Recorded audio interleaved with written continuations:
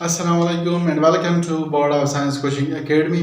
आज हम एंजाइम्स के इंट्रोडक्शन के बारे में पढ़ेंगे, तो चलो शुरू करते हैं। तो सबसे पहले हम कैरेक्टर ऑफ लिविंग ऑर्गेनिज्म के बारे में पढ़ते हैं कि लिविंग ऑर्गेनिज्म के कौन से कैरेक्टर्स होते हैं। तो सबसे पहले प्रोटोप्लाज्म।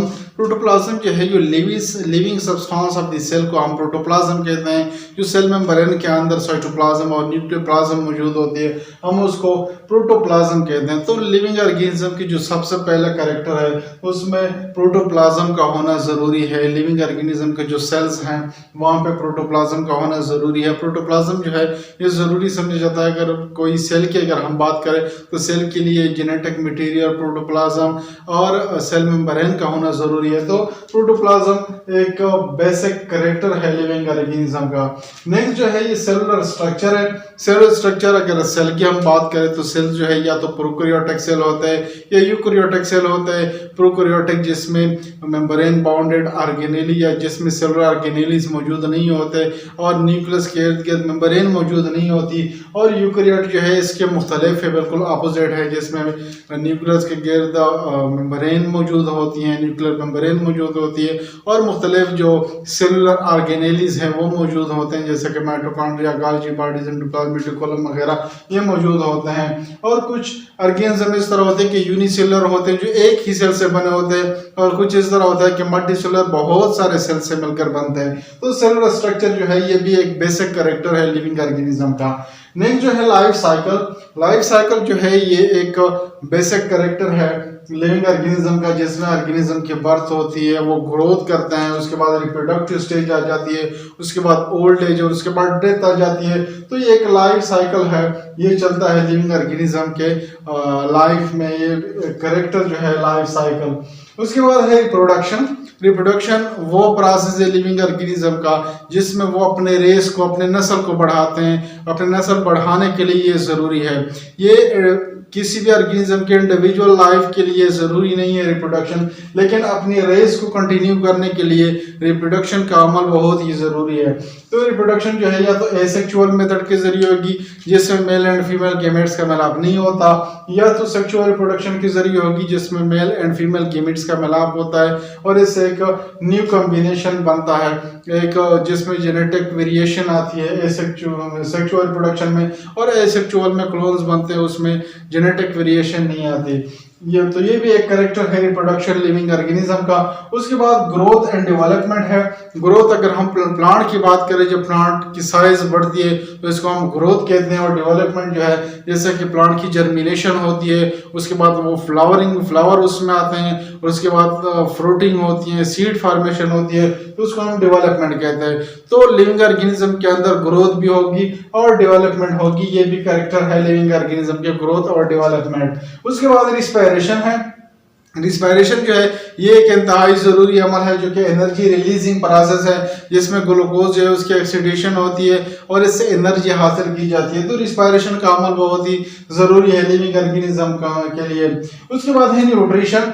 न्यूट्रिशन वो अमल है जिसमें कोई भी ऑर्गेनिज्म किस तरीके आकार से, जिसमें हम ये पढ़ते हैं कि किस तरीके आकार से वो ऑर्गेनिज्म जो है अपनी खुराक हासिल करते हैं। तो उसकी जो कैटेगरी जैसे कि ऑटोट्रॉफ है, कोई ऑर्गेनिज्म खुद जो खुराक तैयार करते हैं उसको हम कहते हैं ऑटोट्रॉफ है। जैसा कि बहुत सारे पौधे हैं वो फोटोसिंथेसिस के जरिए अपनी खुराक खुद तैयार करते हैं, ग्लूकोज की फॉर्मेशन करते हैं, उसको हम ऑटोट्रॉफ कहते हैं। और हेटेरोट्रॉफ जो अपनी खुराक खुद तैयार नहीं कर सकते बल्कि तैयार खुराक इस्तेमाल करते हैं, उसको हम कहते हैं हेटेरोट्रॉफ। तो न्यूट्रिशन जो है ये भी एक कैरेक्टर है लिविंग ऑर्गेनिज्म का। उसके बाद है सेंसिटिविटी।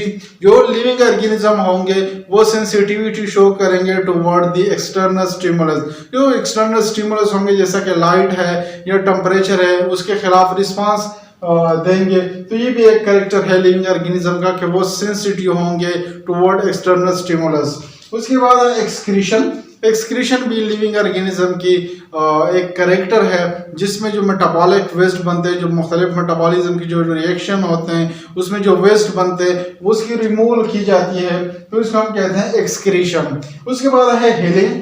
जब कोई ऑर्गेनिज्म जो है वो इंजर्ड हो जाता है तो उस जगह की रिकवरी को हम हीलिंग कहते हैं। तो हीलिंग भी जो है ये भी जो लिविंग ऑर्गेनिज्म के कैरेक्टर्स में आती है। तो मुख्तलिफ इसके अलावा और भी बहुत सारी कैरेक्टर्स हैं जो लिविंग ऑर्गेनिज्म में मौजूद होते हैं। तो ये जितने भी कैरेक्टर जैसे कि प्रोटोप्लाज्म है या सेलुलर स्ट्रक्चर है, लाइफ साइकिल है, रिप्रोडक्शन है, ग्रोथ एंड डेवलपमेंट है, रिस्पायरेशन है, न्यूट्रिशन है, सेंसिटिविटी है, हीलिंग है या एक्सक्रीशन है, तो ये जितने भी प्रोसेस है ये ज़रूरी है किसी भी लिविंग ऑर्गेनिज्म की जो लाइफ है उसको मेंटेन करने के लिए।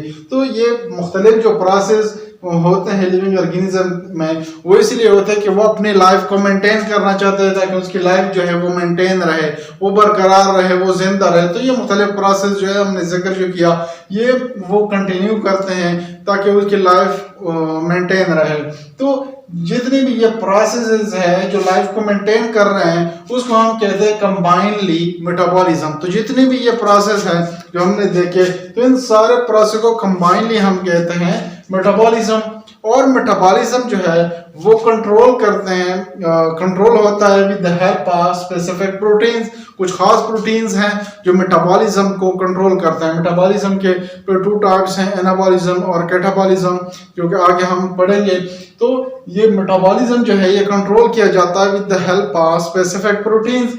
और वो स्पेसिफिक प्रोटीन्स जो है उसको हम एंजाइम्स कहते हैं। जो स्पेसिफिक प्रोटीन है जो एंजाइमेटिक प्रोसेसेस को कंट्रोल करते हैं वो एंजाइम्स हम उसको कहते हैं। और एंजाइम को हम इस तरह डिफाइन कर सकते हैं कि organic catalyst that speed up in vivo chemical reaction.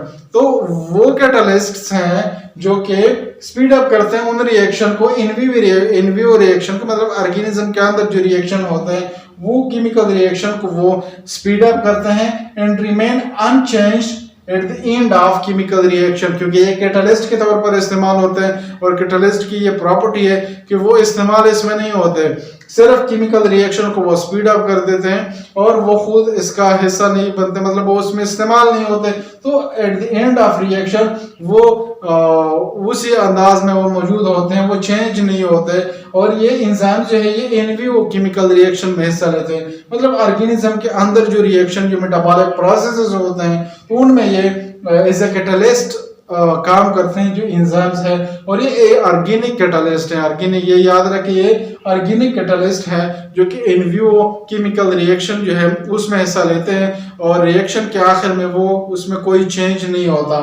और ये स्पीड अप करते हैं केमिकल रिएक्शन को 10 की ताकत 6 से 10 की ताकत 14 तक। तो ये बहुत ही स्पीड अप कर देता है जो रिएक्शन है, जो बायोकेमिकल रिएक्शन है, जो मेटाबॉलिक प्रोसेसेस हो रहे हैं। तो एंजाइम्स की मौजूदगी में वो रिएक्शन बहुत ही तेज हो जाता है। तो एंजाइम जो है ये ऑर्गेनिक कैटलिस्ट है जो कि इन विवो केमिकल रिएक्शन को वो स्पीड अप कर देते हैं और at the end of reaction वो अनचेंज होते हैं, वो इस्तेमाल नहीं होते। तो मेटाबॉलिक रिएक्शन को वो रन करते हैं जो एंजाइम्स हैं।